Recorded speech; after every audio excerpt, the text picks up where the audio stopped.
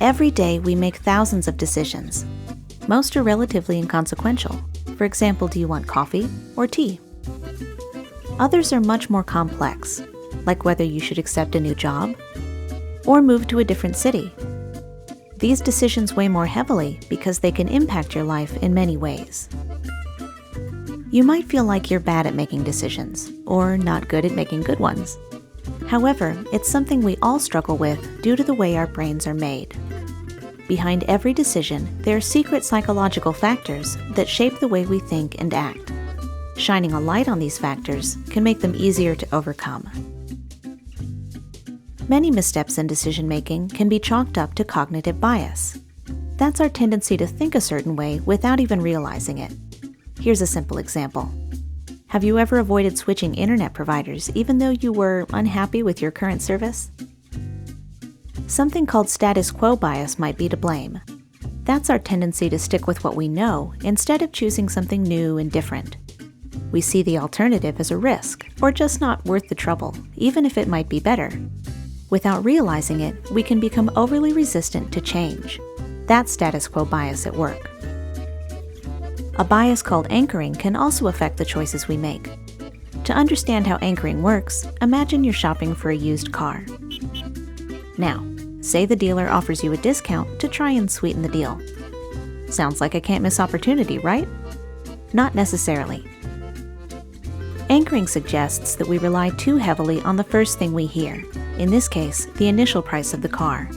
That's what makes the discount so appealing, but it shouldn't be the deciding factor. There are also more objective things to consider, like how much the car is really worth, and whether you can find a better price elsewhere. If you're not careful, the anchoring effect can weigh you down. Cognitive biases aren't the only thing that can affect decision-making. More and more studies show that stress can have an impact, both on the quality of our decisions and our ability to make them. Take this well-known study about jam. At an upscale food market, researchers set up 2 displays offering free samples of jam. One gave customers 6 different flavors to choose from, the other, 24. The small display attracted fewer people, but they were 6 times more likely to actually buy a jar of jam.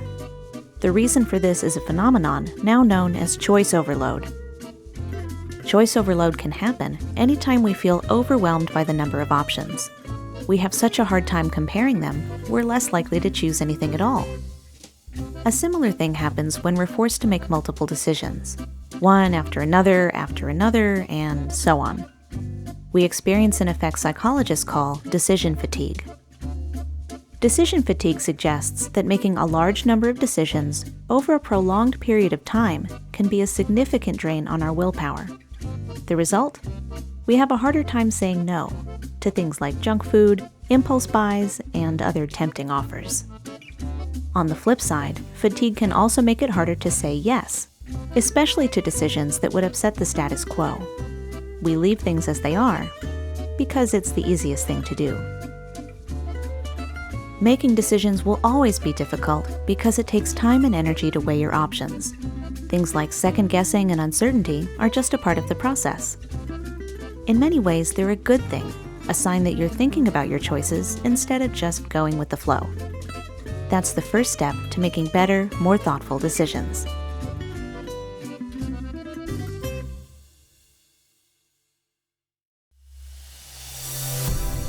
GCF Global, creating opportunities for a better life.